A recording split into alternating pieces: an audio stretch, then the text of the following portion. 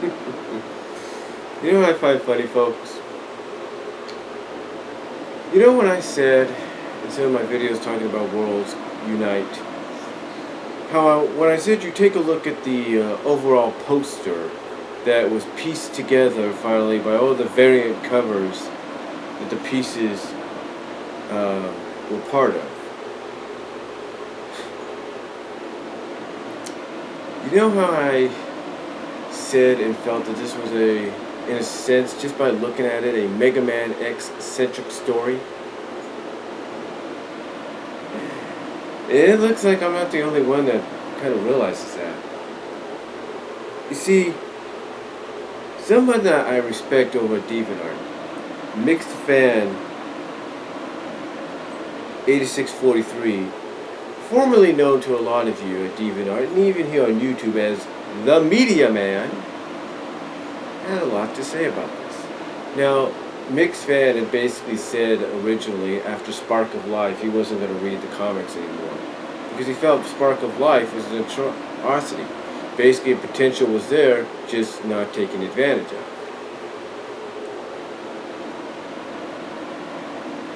Now, basically, he has a lot to say here, and I'll basically say the first thing that he talks about when it comes to Worlds Unite.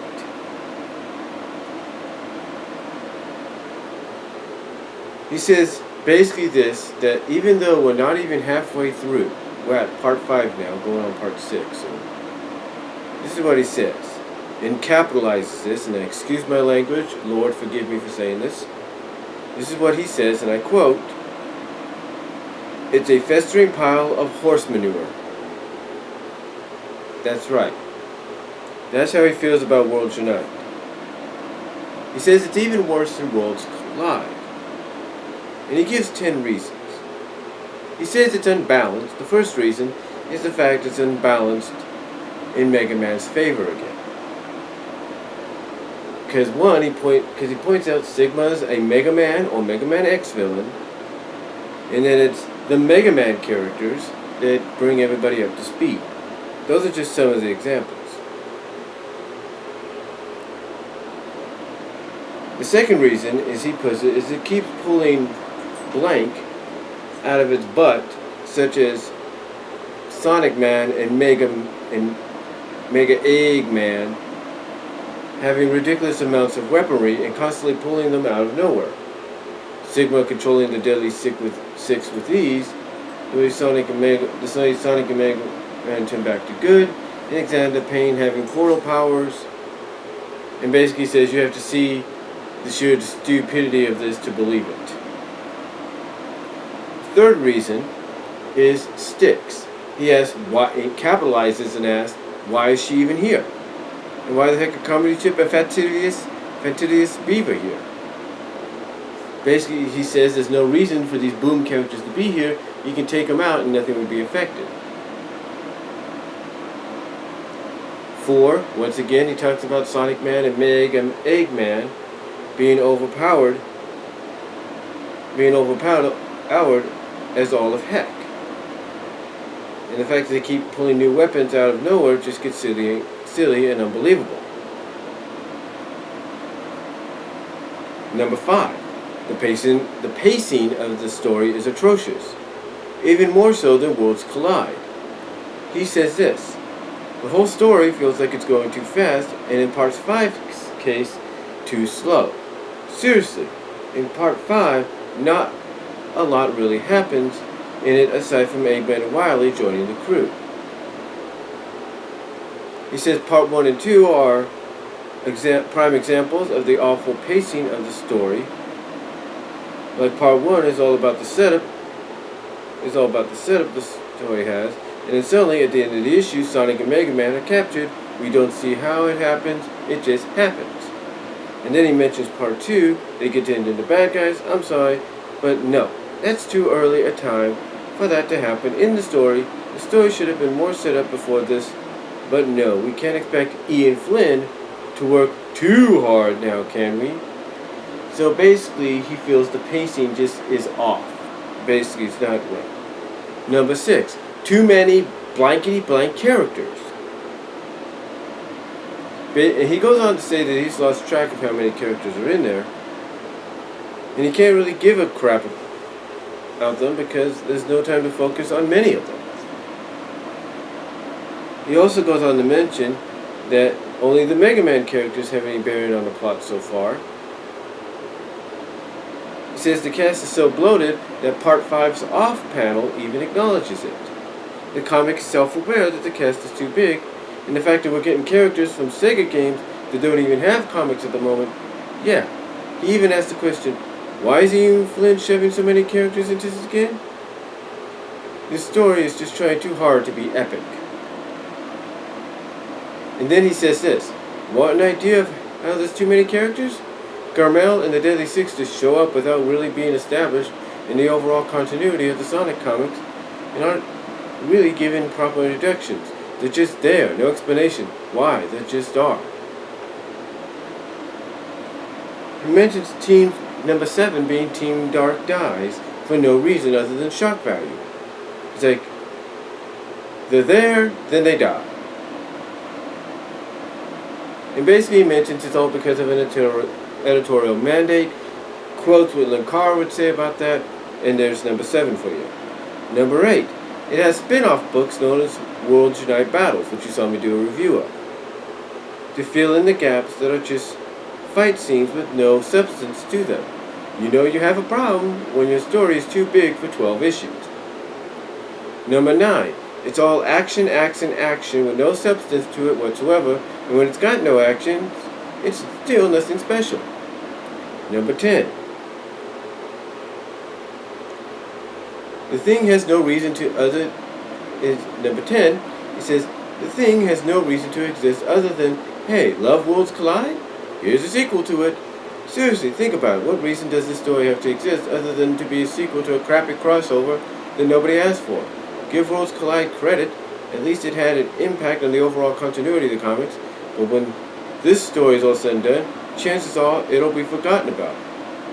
The Sonic Boom comics is ending at issue 11, for starters, so the comic won't be affected by the crossover.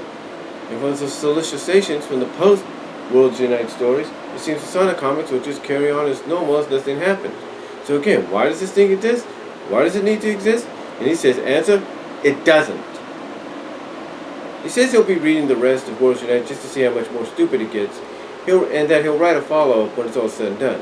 And then he quotes, in closing, in the Immortals of Linkara, this comic sucks.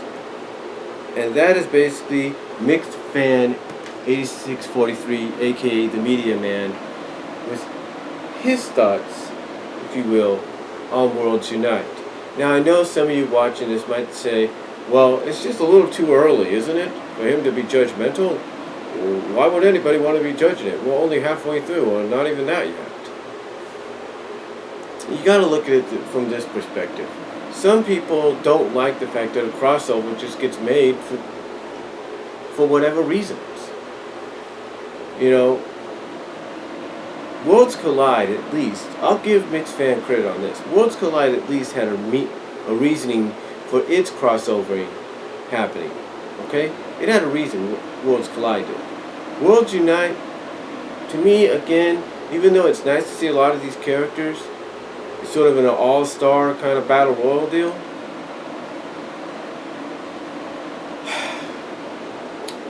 To me, it's nothing more than a Mega Man X-centric story. That's all it is. Sigma is a Mega Man X-centric villain. Mega Man X is one of the centric players in the game, in the story. That's all it is. The only reason they're doing this is, one, Mega Man is going on hiatus until that, and they want to try to have it go out with a bang. And maybe they're testing the waters for a potential Mega Man X comic book in the future. 2, it's the summer. Now, MixedFan, you got to realize it's the summer, so that's why we have this. Take a look. It's like I mentioned in other videos. You can check them out on my channel, MixedFan. The fact is, the reason we have this crossover happening is due to the fact that DC had a crossover, or has a crossover going. So does Marvel, and who knows if Valiant or IDW does. But one thing is for certain, Archie Comics is not going to want to be left out of the cold. I mean, they're even competing with themselves in their crossover they got going with Dark Horse with the whole Archie versus Predator deal. So yeah, I don't think Archie Comics wants to be left out in the cold.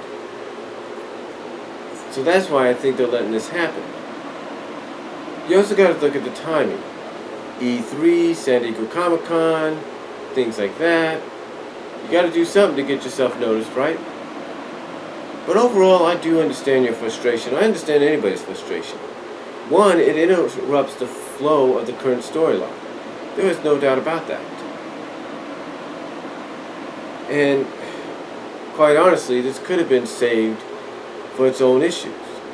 I mean, like I said before, when Worlds Collide, and I'll say it again here with Worlds Unite, you could easily have done a 12-issue subscription that would have ran the entire year, for a whole year, from now till next year. And you could have been, you could have had it all done. You could have done a 6-issue, 48-page subscription, 6 48-page issues for this deal, and it would have worked. Have it be its own separate thing, not interrupt the flow of Mega Man, not interrupt the flow of the universe, or Boom, or even the main Sonic comic, and it could have done just as well. But to me, I just look at it like this.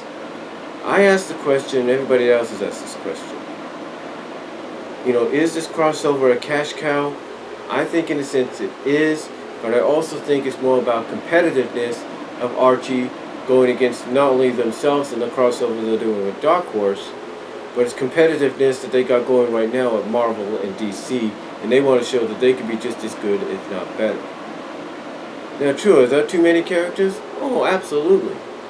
Absolutely, but I think in defense of those that are behind the story arc, this crossover, they're trying to say, hey, look, we understand you want to see all these other characters in the crossover, but in the previous crossover, but that didn't happen, so here you go.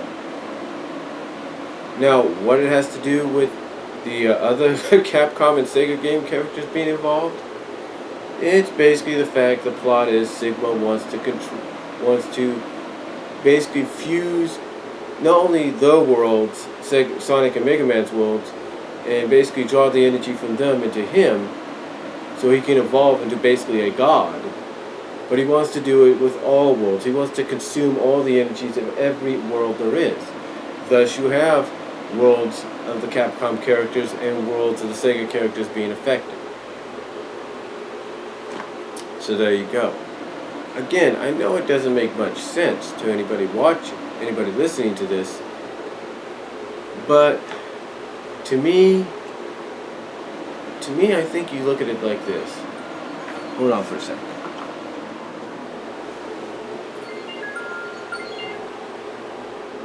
That was my alarm that went off. But like I said, you take a look at it like this. Take a look at it like this. You know, nobody knows exactly how much longer Ian Flynn might be on board. Let's take a look at it this way. Ian Flynn is working on so many things that sooner or later he's going to want to focus on one major thing and then leave something behind. Why do you think we're getting so many new writers coming in? So one has to think maybe if Ian Flynn is going to be leaving soon, which he may not be doing, it's just an opinion, it's just speculation, that perhaps this crossover is his way of, you know, starting his farewell tour and saying, hey, I'm going to leave you on a high note. Honestly, if he does leave, I don't think it's going to be until after the 300th issue of Sonic the Hedgehog. That's my honest opinion. But we'll just have to wait and see what occurs. We've got basically 26 months between now and then. But we'll just have, like I said, we'll just have to wait and see what occurs. But to me, in my honest opinion, you know, again, like I said, I understand exactly where you're coming from, MixedFan. I really do. I really understand where you're coming from. I get the fact that you and a lot of other people don't like the idea that we got so many characters crowding this crossover, but there's got to be a reason. I mean, take a look at how bigger the stakes are in the story. Take a look at that. Compare it to Worlds Collide stakes. Yeah, you're basically having every world, according to this comic and the Mega Man comic, being affected real soon. So you're going to need all the characters you can grasp out of those worlds to confront Sigma. And maybe even temporarily have a super form given to them just to defeat him. I don't know.